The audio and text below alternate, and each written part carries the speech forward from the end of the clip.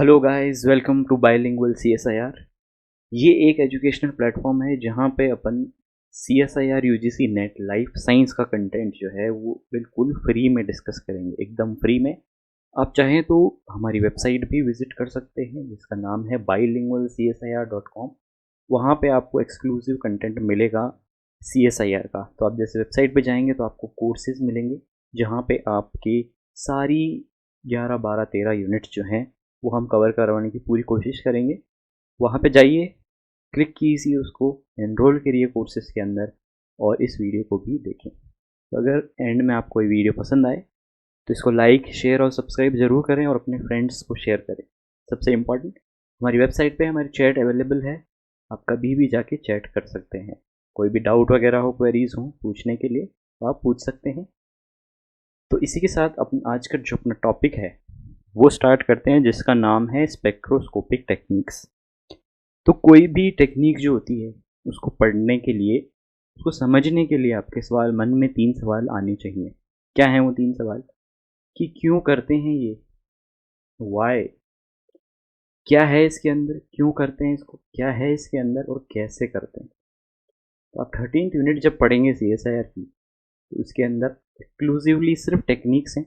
और उन टेक्निक्स, कोई भी टेक्निक आप उठा लें, आपके मन में पहला क्वेश्चन ये होना चाहिए कि वाई, व्हाट एंड हाउ, कैसे करें अपन इसको। तो सबसे पहले समझना होगा कि इस वीडियो में क्या होगा। इस वीडियो में अपन सिर्फ बेसिक्स डिस्कस करेंगे स्पेक्ट्रोस्कोपी टेक्निक्स की, जिससे आपको कोई भी टेक्निक पढ़ोगे स्पेक्ट्रोस्कोपी की तो उसमें ऐसे डाउट नहीं रहेगा कि क्या हो रहा है इसके अंदर, क्या नहीं हो रहा है। तो स्पेक्ट्रोस्कोपी जो टेक्निक्स के जो बेसिक्स हैं वो आज अपन डिस्कस करेंगे। तो सबसे पहले स्पेक्ट्रोस्कोपी होती क्या है। स्पेक्ट्रोस्कोपी का मतलब हो गया कि कभी भी लाइट जब इन्वॉल्व होती है और लाइट जब जाके इंटरेक्ट करेगी मैटर के साथ में, मैटर कुछ भी मैटर हो सकता है। फॉर एग्जांपल, जब आप प्रैक्टिकल करते हो तो आप क्यूवेट के अंदर सैंपल डालते हो, प्रोटीन का भी हो सकता है, वो अमीनो एसिड्स का भी हो सकता है, किसी का भी। तो जब लाइट इंटरेक्ट करती है मैटर के साथ में तो अपन उस मैटर के बारे में क्या क्या जान सकते हैं, ये अपन स्पेक्ट्रोस्कोपिक टेक्निक्स में पढ़ते हैं। तो लाइट, आगे चलते हैं, पहला स्लाइड देखते हैं। इसके अंदर इन्होंने कहा है कि स्पेक्ट्रोस्कोपिक टेक्निक जो है वो लाइट को एम्प्लॉय करती हैं मैटर के साथ इंटरेक्ट करने के लिए, जो कि अपन ने देख लिया। इसी टर्म को अपन क्या कहते हैं, क्वांटम फिनोमिना। आपने अगर सुना हो तो क्वांटम फिनोमिना इसी को कहते हैं जब लाइट इंटरेक्ट करती है मैटर के साथ में। और इसी के अंदर आपकी एक और टर्म होती है क्वांटम मैकेनिक्स, वो भी कवर करेंगे अपन आगे चल के। तो सबसे पहले यहाँ पे एक टर्म लिखी हुई है इलेक्ट्रोमैग्नेटिक रेडिएशन। क्या होता है इलेक्ट्रोमैग्नेटिक रेडिएशन? कुछ नहीं है, इसका मतलब भी क्या होता है, सिर्फ लाइट। तो लाइट को ही इलेक्ट्रोमैग्नेटिक रेडिएशन कहते हैं या EMR कहते हैं। तो लाइट जो है ये क्या क्या कर सकती है, इसकी प्रॉपर्टीज़ क्या क्या हैं, और ये मैटर के साथ में जब इंटरेक्ट करती है तो क्या क्या चीज़ें इंपॉर्टेंट हैं, ध्यान में रखने लायक है। तो जब लाइट या फिर इलेक्ट्रोमैग्नेटिक रेडिएशन जो होती है उसकी 2 वेक्टर्स होते हैं उसके अंदर, जैसे आप इस डायग्राम में देख सकते हो। एक तो मैग्नेटिक वेक्टर और एक होता है इलेक्ट्रिक वेक्टर। तो मैग्नेटिक वेक्टर कहाँ पे इन्वॉल्व होता है, जब आप पढ़ोगे इलेक्ट्रॉन स्पिन रेजोनेंस पढ़ोगे, न्यूक्लियर मैग्नेटिक रेजोनेंस पढ़ोगे, तब आपको मैग्नेटिक वेक्टर जो है वो इंपॉर्टेंस प्रोवाइड करवाएगा। इलेक्ट्रिक वेक्टर्स जो हैं ये UV, विजिबल, फ्लोरोसेंस, इंफ्रारेड वगैरह, इनके अंदर, इन स्पेक्ट्रोस्कोपीज के अंदर इलेक्ट्रिक वेक्टर जो है वो इंपॉर्टेंट है। और आप देख रहे हो ये एक वेव नेचर में चलता है और इसकी डायरेक्शन ऑफ प्रोपोगेशन, जिस दिशा में जाएगा वो ये है। और आप दोनों में देख सकते हो वेक्टर्स के अंदर जो डिफरेंस है वो है 90 डिग्री का, ये दोनों परपेंडिकुलरली ट्रेवल करती हैं। ये चीज़ इंपॉर्टेंट है। अब अपन आते हैं EMR की प्रॉपर्टीज़ के ऊपर। तो कोई भी लाइट जो होती है उसकी कुछ खासियत होती है, हर चीज़ की कोई खासियत है। आपकी भी कोई खासियत है कि आप अच्छा खेल सकते हो, अच्छा पढ़ सकते हो, अच्छे प्रैक्टिकल्स कर सकते हो। तो सिमिलरली लाइट की भी एक खासियत है, एक नहीं काफ़ी खासियत है, उनको अपन डिस्कस करते हैं। सबसे पहली जो है वो है वेवलेंथ। यहाँ पे आपको दिख रहा होगा लिखा हुआ, इरेज कर देता हूँ मैं रिमेनिंग पोर्शन। तो यहाँ पे आपको दिख रहा होगा वेवलेंथ। तो वेवलेंथ जिसको अपन लेमडा से डिनोट करते हैं, वेवलेंथ होता है डिस्टेंस बिटवीन 2 पीक्स। ये जो दोनों पीक बनी है, फर्स्ट और दूसरी, उनके बीच का जो डिस्टेंस है उसको अपन वेवलेंथ कहते हैं। और ये जो वेवलेंथ है इसको अपन मीटर या नैनोमीटर के अंदर डिनोट करते हैं। नेक्स्ट प्रॉपर्टी है फ्रीक्वेंसी। फ्रीक्वेंसी क्या होता है? फ्रीक्वेंसी मतलब आप किस फ्रीक्वेंसी से बोल रहे हो, आपने सुना होगा। फ्रीक्वेंसी मतलब कि कितनी बार एक वेव जो है वो चलती है एक सेकंड के अंदर। एक सेकंड में मान लो कि वो 10 बार ट्रैवल कर रही है तो अपन बोलेंगे इसकी फ्रीक्वेंसी 10 है। तो अपन इस टाइम फ्रेम के अंदर जैसे एक सेकंड में कितना ट्रैवल किया, एक सेकंड में कितनी वेव्स आई, ये सब फ्रीक्वेंसी के अंदर आता है। तो फ्रीक्वेंसी अगर ज़्यादा है तो इसका मतलब कि वो बहुत तेज है, वेव तेज है। नेक्स्ट है एम्पलीट्यूड। एम्पलीट्यूड मतलब किस हाइट तक आपकी जो है वेव गई। तो ये जो है आपका ये एम्पलीट्यूड है। नेक्स्ट है आपकी term wave number. Wave number और फ्रीक्वेंसी में थोड़ा सा डिफरेंस है कि फ्रीक्वेंसी अपन सेकंड्स के हिसाब से बात करते हैं, वेव नंबर में अपन डिस्टेंस के हिसाब से बात करते हैं। फॉर एग्जाम्पल कि 1 सेंटीमीटर में कितनी वेव चली उसके अंदर, वो होता है आपका वेव नंबर। ये इतना इंपॉर्टेंट नहीं है यहाँ पे जितना फ्रीक्वेंसी और वेवलेंथ है। और इन दोनों के अंदर एक जो सिमिलरिटी है या फिर अपन कह सकते हैं कि एक तरह का कोऑर्डिनेशन जो है वो है आपका mu is equals to C upon lambda. ये फॉर्मूला बहुत इंपॉर्टेंट है, काम आएगा आगे। म्यू है यहाँ पे फ्रीक्वेंसी, सी है यहाँ पे स्पीड ऑफ लाइट, पता होगा आप सबको 3 × 10⁸ मीटर पर सेकेंड। और लेमडा यहाँ पे है वेवलेंथ। तो लेमडा वेवलेंथ और फ्रीक्वेंसी में क्या है relation, they are inversely proportional. तो अगर एक चीज़ बढ़ेगी, मान लो कि मैं वेवलेंथ को इंक्रीज कर रहा हूँ तो मेरी फ्रीक्वेंसी डिक्रीज हो जाएगी, और अगर मैं फ्रीक्वेंसी को इंक्रीज करूँगा तो मेरी वेवलेंथ जो है वो डिक्रीज हो जाएगी। ये इंपॉर्टेंट है, ये फॉर्मूला बहुत इंपॉर्टेंट है, mu is equals to C upon lambda. आगे चलते हैं कि क्या क्या चीज़ें होती है लाइट के अंदर। तो कोई भी जो लाइट होती है, अगर मैं इसको सिंपल भाषा में ड्रॉ करूं तो जब एक लाइट को अपन डिनोट करते हैं तो लाइट का सिर्फ मतलब ये नहीं होता है कि वो एक वाइट लाइट है। वाइट लाइट तो सिर्फ एक पोर्शन है उस पूरे स्पेक्ट्रम का। तो इलेक्ट्रोमैग्नेटिक जो स्पेक्ट्रम है उसके अंदर लाइट एक छोटा सा हिस्सा है जिसकी वेवलेंथ अप्रॉक्सीमेटली 400 से 700 नैनोमीटर तक होती है। तो यहाँ पे आपका लाई करता है विबग्योर, पता होगा ये आप सबको। अब विबग्योर के आगे जाएंगे अगर अपन तो यहाँ पे आएगा infrared, microwaves and then radio waves. तो इधर अपन जा रहे हैं तो आपका जो लैम्डा है वो इंक्रीज हो रहा है, दैट मीन्स आपकी फ्रीक्वेंसी क्या हो रही है, डिक्रीज। क्यों? क्योंकि mu is equal to C upon lambda. इधर चलते हैं, इधर आपका आता है अल्ट्रा वायलेट, फिर आता है आपका फार अल्ट्रा वायलेट।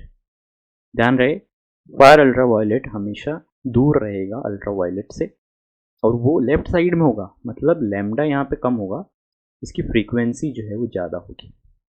फिर आपका आता है एक्स रेज, देन आपकी आती है गामा रेज। तो कहते हैं कि यूवी लाइट से क्या होता है, कैंसर। क्यों होता है कैंसर? क्योंकि एक रिलेशन है कि lambda is inversely proportional to energy. जितना ज़्यादा वेवलेंथ उतनी कम एनर्जी, जितनी ज़्यादा एनर्जी उतना कम वेवलेंथ। तो यहाँ पे अगर मैं इस डायरेक्शन में जाऊँगा तो लैम्डा मेरा डिक्रीज हो रहा है, दैट मीन्स एनर्जी मेरी इंक्रीज हो रही है और फ्रीक्वेंसी मेरी इंक्रीज हो रही है। इसीलिए कहते हैं कि अल्ट्रा वायलेट जो लाइट्स होती हैं उनसे आपको उनको अवॉइड करना चाहिए, एक्सरेज को भी अवॉइड करना चाहिए ज़्यादा से ज़्यादा जहाँ तक हो सके, क्योंकि ये सब कैंसरस होती है। तो एनर्जी और लैम्डा का रिलेशन भी आपको समझ में आ गया कि वो दोनों इन्वर्सली प्रोपोर्शनल है। जो यहाँ पे सबसे इंपॉर्टेंट एक और चीज़ है वो है इनकी वेवलेंथ्स में। ध्यान से देखो आप, इधर की साइड ये बढ़ती जा रही हैं और इधर की साइड ये डिक्रीज होती जा रही है, ये चीज़ ध्यान रखना। अब अपन जैसे कोई स्पेक्ट्रोस्कोपी है, for example upon UV visible देखते हैं, तो यूवी विजिबल स्पेक्ट्रोस्कोपी का मतलब हो गया कि ये जो रेंज है इसके अंदर आप मैटर को जो लाइट दे रहे हैं उसकी वेवलेंथ इनके अंडर के अंदर आती है। तो इन लाइट्स के अंदर मैटर के साथ में जो इंटरेक्शन होगा उसके बाद में जो रिजल्ट आएगा वो पूरी टेक्निक जो है वो है आपकी यूवी विजिबल स्पेक्ट्रोस्कोपी, जो अपन नेक्स्ट क्लास में देखेंगे। आगे चलते हैं। होप ये चार्ट आपको समझ में आया होगा, इंपॉर्टेंट है इसमें ये इक्वेशन इंपॉर्टेंट है, ये आपका फॉर्मूला इंपॉर्टेंट है, और आपको पता होना चाहिए कि X-ray, far UV rays, gamma rays, infrared microwave और रेडियो वेव लेफ्ट या राइट कहाँ पे आती हैं। ओके, तो ये जो डायग्राम है ये भी वही चीज़ें डिपिक्ट कर रहा है। फ्रीक्वेंसी आप देख सकते हो कि जो फ्रीक्वेंसी है वो इस डायरेक्शन में इंक्रीज हो रही है, क्योंकि लैम्डा इधर क्या हो रहा है, डिक्रीज हो रहा है, फ्रीक्वेंसी होगी इंक्रीज, इन्वर्सली प्रोपोर्शनल है। वेव नंबर सेंटीमीटर के हिसाब से जाएगा, तो ये भी इस डायरेक्शन में इंक्रीज ही हो रहा है, देखो आप। और एनर्जी जो है वो इस डायरेक्शन में ज़्यादा है, क्योंकि यहाँ पे लैम्डा क्या है, कम, एनर्जी क्या है, ज़्यादा, फ्रीक्वेंसी भी ज़्यादा, एनर्जी भी ज़्यादा, इधर की साइड सबसे कम। और यहाँ पे प्रेडिक्शन दे रखा है कि यूवी विजिबल में अपन कौन सी रेंज लेते हैं, ईएसआर में कौन सी रेंज लेते हैं, और एनएमआर में कौन सी रेंज लेते हैं। ये सब आपको धीरे धीरे समझ में आएगा टेक्निक्स के साथ में। अब अपन आते हैं, मैंने बताया क्वांटम मैकेनिक्स, कि जब लाइट इंटरेक्ट करती है मैटर के साथ में तो उसको अपन क्वांटम फिनोमेना कहते हैं, और उस क्वांटम फिनोमेना के अंदर क्वांटम मैकेनिक्स एक टर्म आती है। मैकेनिक्स का मतलब हो गया किसी भी चीज़ का मूवमेंट, तो कोई भी चीज़ जब मूव करती है तो अपन उसको मैकेनिक्स के अंदर देखते हैं। तो यहाँ पे मूव कौन कर रहा है, आपका इलेक्ट्रोमैग्नेटिक रेडिएशन, जो कि क्या है, लाइट। तो लाइट मूव कर रही है, तो लाइट तो ठीक है मूव कर रही है, उसकी प्रॉपर्टीज़ भी तो साथ में जाएंगी, mu, lambda, wave number, amplitude, ये सब भी चलेगा। सबसे ज़्यादा इम्पैक्ट कौन करेगा मैटर के ऊपर, वो है आपके फ्रीक्वेंसी और वेवलेंथ। तो अगर आप अलग फ्रीक्वेंसी, अलग वेवलेंथ से आप किसी चीज़ को इंटरेक्ट करवाओगे तो वो अलग रिजल्ट देंगे, एक ही नहीं देंगे, सेम नहीं देंगे। तो इसलिए ईएमआर या फिर लाइट का मैकेनिक्स या फिर क्वांटम मैकेनिक्स को समझना ज़रूरी है। तो लाइट जो होती है वो जब ट्रैवल करती है तो उसकी दो प्रॉपर्टीज़ होती हैं। एक होती है आपकी प्रॉपर्टी वेव की, वेव नेचर, एक होती है आपकी पार्टिकल नेचर। तो वेव नेचर मतलब वो इस ऐसे चल रही है, तो वेव जो है ये मूवमेंट में हेल्प करती है। पार्टिकल नेचर जो है, इसका मतलब कि जो आपकी लाइट है वो पार्टिकल फॉर्म में भी एग्जिस्ट करती है। तो पार्टिकल फॉर्म जो है ये जाके मैटर से इंटरेक्ट करेगा, और मैटर से जब ये इंटरेक्ट करेगा, क्योंकि मैंने बताया ईएमआर, लैम्डा, एनर्जी सब रिलेशन में है, तो क्या होगा, वहाँ पे एनर्जी का ट्रांसफ़र होगा, क्योंकि जब एक लाइट जा रही है उसकी कुछ एनर्जी है, जब वो सैंपल के अंदर से निकल जाएगी तो कुछ एनर्जी जो है आपको कम मिलेगी अगले जब आप डिटेक्ट करोगे, तो वो जो बची हुई एनर्जी है वो कहाँ गई। तो लाइट आपको पता है it can never be destroyed, never be created, उसको आप ख़त्म नहीं कर सकते हो, आप उसको बना नहीं सकते हो, आप सिर्फ उसको एक कन्वर्ट कर सकते हो एक दूसरे फॉर्म के अंदर। तो यहाँ पे जो आपका प्रोटीन वगैरह जो भी सैंपल था उसने वो एनर्जी एब्जॉर्ब कर ली, और एब्जॉर्ब करने के बाद में उसने यूटिलाइज कर लिया एक्साइटेशन के लिए, और जो रिमेनिंग लाइट है वो पास हो गई। तो यहाँ पे जो एनर्जी दी है इस लाइट ने वो है आपकी energy is equals to H mu और एच सी बाय लैम्डा। ये इंपॉर्टेंट है, इतनी एनर्जी, ये वो एनर्जी है जो मैटर लेगा और खुद के मॉलिक्यूल्स को एक्साइट करेगा। अपन देखेंगे कैसे एक्साइटेशन हो रहा है। तो खुद के मॉलिक्यूल्स को एक्साइट करने के लिए उसने एनर्जी ली लाइट से, जो कि टेक्निक के अंदर आ रही थी। उस लाइट को लेना, वो लाइट कितनी थी, एच सी अपॉन लैम्डा और एच म्यू, जहाँ पे एच जो है वो है आपका प्लैंक्स कांस्टेंट, जिसकी वैल्यू है 6.63 इंटू 10⁻⁻34 जूल सेकेंड। ध्यान रहे एग्जाम में ये चीज़ें पूछी जा सकती, तो जूल सेकेंड इसकी इम्पॉर्टेंट यूनिट है। आगे चलते हैं, ये एनर्जी इसने ट्रांसफ़र कर दी। तो जैसे ही ये एनर्जी ट्रांसफ़र करेगा, जो आपका मॉलिक्यूल है या फिर जो भी आपका मैटर है वो क्या होगा, एक्साइट होगा। तो मैंने बोला एक्साइट होगा, एक्साइट होगा का मतलब क्या हुआ, कोई भी फॉर एग्जांपल कोई भी डायटोमिक मॉलिक्यूल है, तो डायटोमिक मतलब जिसमें दो एटम है, for example hydrogen hydrogen, oxygen oxygen, काफ़ी सारे अदर एटम्स। तो जैसे ही डायटोमिक एनर्जी डायटोमिक मॉलिक्यूल्स के ऊपर जब एनर्जी पड़ेगी तो वो क्या करेंगे, एक्साइट होंगे। तो एक्साइटेशन, इनके अंदर कुछ मूवमेंट होंगे, कुछ एनर्जीज़ के अंदर मूवमेंट, आप देखेंगे कि चेंजेस आएंगे। तो कोई भी मॉलिक्यूल जो है उसके अंदर तीन इंपॉर्टेंट एनर्जीज होती हैं, जिनका नाम है वाइब्रेशनल, वाइब्रेशन आपको पता ही है, धूजना, रोटेशनल एनर्जी और है आपकी इलेक्ट्रिकल एनर्जी। तो ये तीनों एनर्जी जो हैं इनके अंदर चेंजेस आते हैं जस्ट बिकॉज कि लाइट ने आके E=H एनर्जी प्रोवाइड करवाई है। तो वाइब्रेशनल एनर्जी इतनी ज़्यादा इंपॉर्टेंट नहीं है, आई मीन सबसे ज़्यादा इंपॉर्टेंट यही है, सॉरी, जो एनर्जी इंपॉर्टेंट नहीं है वो है रोटेशनल, इसको अपन ज़्यादा नहीं देखेंगे, वाइब्रेशनल एनर्जी ज़रूरी है। और एक, जैसे आपने देखा होगा कभी कि ग्राउंड स्टेट होता है, तो ग्राउंड स्टेट के अंदर अलग अलग वाइब्रेशनल लेवल्स होते हैं एंड देन उसके बाद में एक्साइटेड स्टेट आएगा, उस एक्साइटेड स्टेट के अंदर भी काफ़ी सारे वाइब्रेशनल लेवल्स होते हैं। फॉर एग्जाम्पल ये ग्राफ देखिए आप, यहाँ पे आपको अच्छे से समझ में आएगा ये कि ये आपकी इलेक्ट्रॉनिक ग्राउंड स्टेट है, मतलब अब लाइट का अभी कोई इंटरेक्शन नहीं हुआ है, जो आपका मैटर है वो एज इट इज़ आपके क्यूवेट के अंदर पड़ा है। अब आपने क्या दी, लाइट दी, लाइट ने क्या दिया इसको, एच म्यू दिया। क्या है एच म्यू, एनर्जी, एनर्जी दी तो ये एक्साइट हो गया, एक्साइट होने के बाद में ये एक्साइटेशन स्टेट में चला गया है, एक लेवल ऊपर चला गया है। तो आप क्या देख रहे हो कि ये जो इसके वाइब्रेशनल लेवल्स हैं, अलग अलग वाइब्रेशनल लेवल जो हैं इनको भी इसने क्रॉस किया है, मतलब ये जो एच म्यू है वो इक्विवेलेंट है इन सब की एनर्जी के बराबर। तो जैसे ही एनर्जी मिली ये यहाँ से यहाँ से यहाँ से एक्साइट होके और नए इलेक्ट्रॉनिक स्टेट लेवल में चला गया है जिसका नाम है एक्साइटेड स्टेट। वहाँ पे भी अलग अलग वाइब्रेशनल लेवल्स होते हैं और ये ऊपर चला जाता है, जितनी एनर्जी उतना ज़्यादा एक्साइटेशन। अब क्या होगा, थोड़ी देर बाद में एनर्जी जो है आप सबको पता है स्टेबिलिटी का दुश्मन है, मतलब इन्वर्सली प्रोपोर्शनल है। तो स्टेबिलिटी ज़्यादा रहने के लिए एनर्जी कम होनी चाहिए, पर अपन ने यहाँ पे एनर्जी प्रोवाइड करवा दी है, तो अब ये वापस ग्राउंड स्टेट में आने की कोशिश करेगा।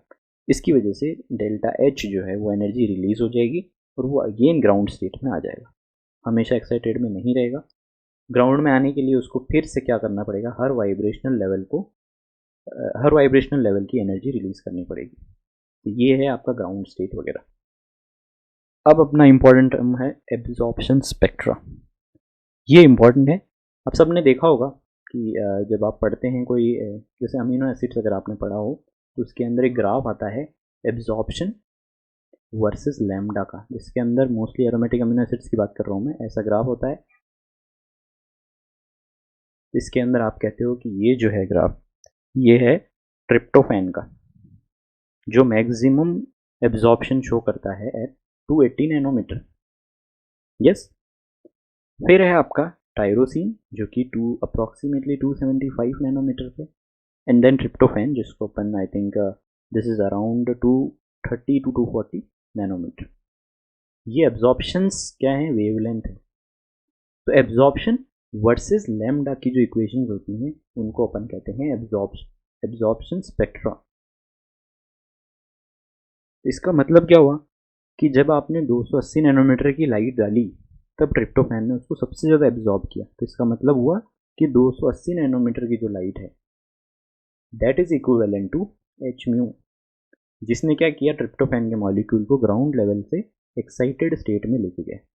ये इसके कहने का तात्पर्य है। तो अब इससे क्या होगा, क्या चीज़ अपन समझ सकते हैं कि जैसे ही कोई एब्जॉर्प्शन स्पेक्ट्रा होता है उसके अंदर आपने कहा कि ठीक है वो ग्राउंड लेवल से वहाँ चला गया, तो सबसे ज़्यादा इंपॉर्टेंट रोल जो जिसने प्ले किया है वो हैं आपके इलेक्ट्रॉन्स। इलेक्ट्रॉन्स जो हैं वो इन लाइट को एब्जॉर्ब करते हैं, तो अपना मूवमेंट जो है वो स्पिन करते हैं। आपको पता होगा अगर आपने क्वांटम नंबर्स पढ़े हैं तो क्वांटम नंबर्स क्या होते हैं ये आपको बायोकेमिस्ट्री में पता लगेगा, बायोकेमिस्ट्री की वीडियोस जल्दी डालूंगा। क्वांटम नंबर में एक टर्म आती है ऑर्बिटल्स। ऑर्बिटल्स जो हैं ये हैं जहाँ पे इलेक्ट्रॉन्स जो हैं वो रिजाइड करते, मतलब रहते हैं, रिजाइड करते हैं। तो ऑर्बिटल्स जहाँ पे इलेक्ट्रॉन्स रहते हैं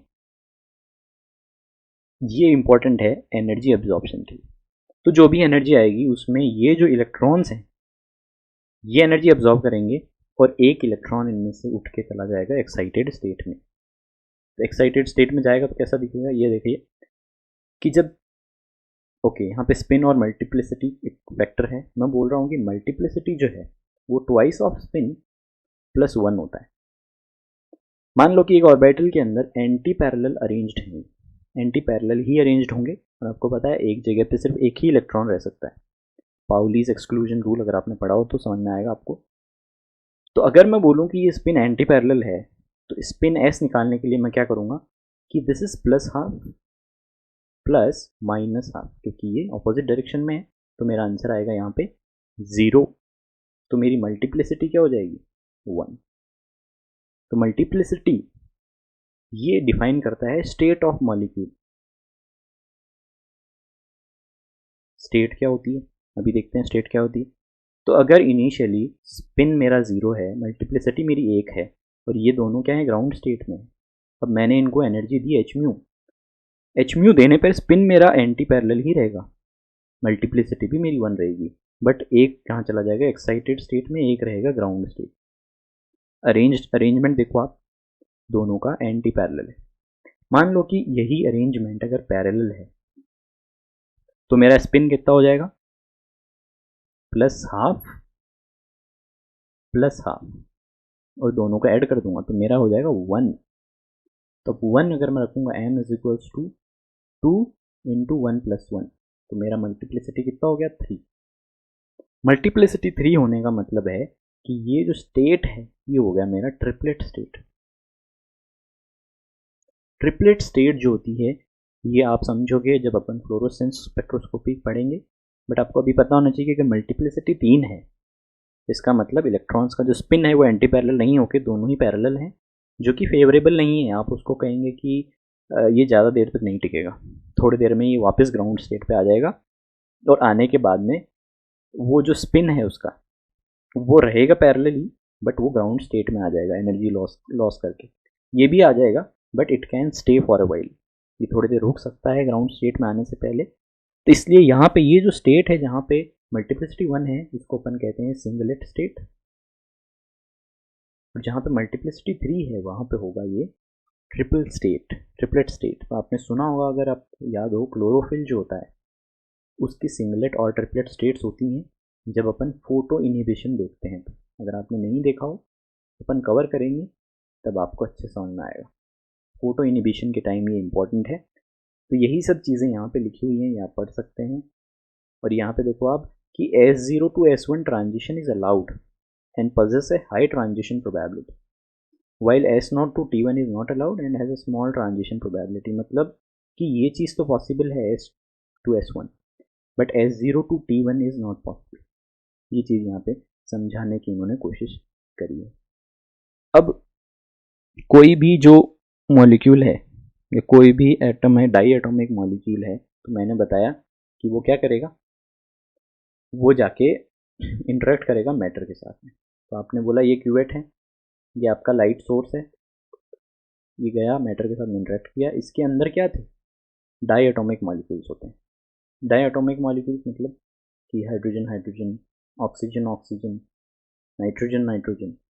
तो इन सब के बीच में क्या होगा, डाई एटॉमिक मॉलिक्यूल्स के बीच में बॉन्डिंग होती है, और ये बॉन्डिंग जो है ये इंपॉर्टेंट है लाइट एब्जॉर्ब करने के लिए। तो जब बॉन्डिंग, जैसे आपको सबको पता होगा, सिंगल बॉन्ड अपन सिग्मा बोलते हैं, डबल बॉन्ड को अपन पाई बॉन्ड बोलते हैं, ये सब आपको पता होगा। और इसके अंदर क्या है, एक सिग्मा 2 पाई बॉन्ड, एक सिग्मा और एक पाई बॉन्ड, और दो। तो ये सब चीज़ें इंपॉर्टेंट है। क्यों इंपॉर्टेंट है, क्योंकि जब आप किसी भी मॉलिक्यूल को पढ़ते हो, जब मॉलिक्यूल जब एक मॉलिक्यूल का एटम, मान लो ये हाइड्रोजन है और ये दूसरा हाइड्रोजन है, तो इसके इलेक्ट्रॉन क्लाउड जो है ये अभी सेपरेटेड हैं, बट थोड़ी देर में क्या होगा, ये बॉन्डिंग बनाने की कोशिश करेंगे, एक दूसरे के पास में आएंगे और ये कुछ ऐसा बनाएंगे। तो यहाँ पे क्या हुआ, हाइड्रोजन हाइड्रोजन के बीच में सिंगल बॉन्ड है। अब ये सिंगल बॉन्ड जो है इसको जब आप एनर्जी दोगे तब ये एंटी बॉन्डिंग स्टेट में चला जाएगा। दैट मीन कि इसका जो इलेक्ट्रॉन यहाँ आया था और इसका इलेक्ट्रॉन जो यहाँ आया था पेयरिंग के लिए, जब आपने एनर्जी दी इसको तब ये एंटी बॉन्डिंग स्टेट में चले जाएंगे। मतलब ये इलेक्ट्रॉन एनर्जी लेके एक्साइट हो जाएगा और इधर भाग जाएगा। इधर भाग जाएगा तो क्या होगा, एक इलेक्ट्रॉन इधर रह गया और एक इलेक्ट्रॉन यहाँ चला गया, अब इनमें बॉन्डिंग नहीं रहेगी, इसीलिए उनको क्या बोलते हैं, एंटी बॉन्डिंग स्टेट। तो इस डायग्राम में आप देख सकते हो, this is anti binding state, this is binding state and this is non binding. यहाँ पे बाइंडिंग नहीं होगी, तो जब दोनों दूर हैं ये है अपनी नॉन बाइंडिंग स्टेट जिसको अपन एन से डिनोट करते हैं। ये है अपनी बाइंडिंग स्टेट जहाँ पे दोनों लिंक्ड हैं। ये है अपनी binding state, for example sigma और पाई। सिंगल बॉन्ड है तो सिग्मा, डबल है तो पाई। और एंटी बाइंडिंग के अंदर पास में है दोनों, बट बॉन्डिंग नहीं, क्योंकि यहाँ पे इलेक्ट्रॉन जो है वो दूर है एंटी बाइंडिंग स्टेट में। तो सबको पता है कि सिग्मा जो बॉन्ड है ये सबसे स्ट्रॉन्ग होता है और सबसे छोटा भी होता है। ये पाई बॉन्ड जो है वो वीक होते हैं और लार्ज भी होते हैं। तो जो सबसे ज़्यादा एनर्जी चाहिए वो किस मॉलिक्यूल को चाहिए होगी? वो चाहिए होगी हाइड्रोजन से हाइड्रोजन को एक्साइट करने के लिए। तो सिग्मा टू सिग्मा स्टार अगर इसको जाना है तो सबसे ज़्यादा एनर्जी चाहिए, जो इम्पॉसिबल है यूवी और विजिबल लाइट से। तो यूवी और विजिबल लाइट के पास में इतनी एनर्जी नहीं होती है कि वो सिग्मा टू सिग्मा स्टार में कन्वर्ट कर दे या फिर एन टू सिग्मा स्टार में कन्वर्ट कर दे। तो ये चीज़ इंपॉर्टेंट है, ध्यान रखना। यूवी विजिबल के अंदर सिर्फ N to pi star, pi to pi star energy ही पॉसिबल है। इसीलिए जहाँ पे बॉन्डिंग होगी वहाँ पे डबल बॉन्ड का ज़्यादा इन्वॉल्वमेंट होता है, उन्हीं को वो एक्साइट कर सकता है, उन्हीं के बारे में अपन पढ़ सकते हैं। सिंगल बॉन्ड्स के बारे में अपन इतना नॉलेज नहीं ले सकते हैं जितना आप सोच रहे हो। तो यहाँ पे लिखा हुआ है length of the arrow indicates energy required, black arrow depict transition possible with energies from the UV visible spectrum. तो ब्लैक वाले तो पॉसिबल हैं, ग्रे वाले पॉसिबल नहीं। तो ये सब था आपका पूरा बेसिक्स जो आपको समझना चाहिए था कोई भी स्पेक्ट्रोस्कोपी टेक्निक पढ़ने के लिए। तो इसके साथ ही आप, आई होप कि आप सबको ये पसंद आया होगा वीडियो, आपको डाउट्स क्लियर हुए होंगे थोड़े बहुत। अब अपन नेक्स्ट वीडियो में जो है यूवी विजिबल से स्टार्ट करेंगे हर स्पेक्ट्रोस्कोपी टेक्निक, और उनका इम्प्लीमेंटेशन कैसे अपन ने इस वीडियो से किया है वो सब अपन सीखेंगे। तो अगर आपको ये वीडियो अच्छा लगा हो so do go and like and do share to your friends, और इस चैनल को सब्सक्राइब करें। इस चैनल में पहला वीडियो है ये, और अब ये वीडियोस आते रहेंगे। आपका जो नॉलेज का लेवल है वो हम इंक्रीज़ करते रहेंगे, ऐसा प्रिपेयर कर देंगे CSIR के लिए कि there will be no doubt. So do subscribe. Thank you very much. See you guys in the next video.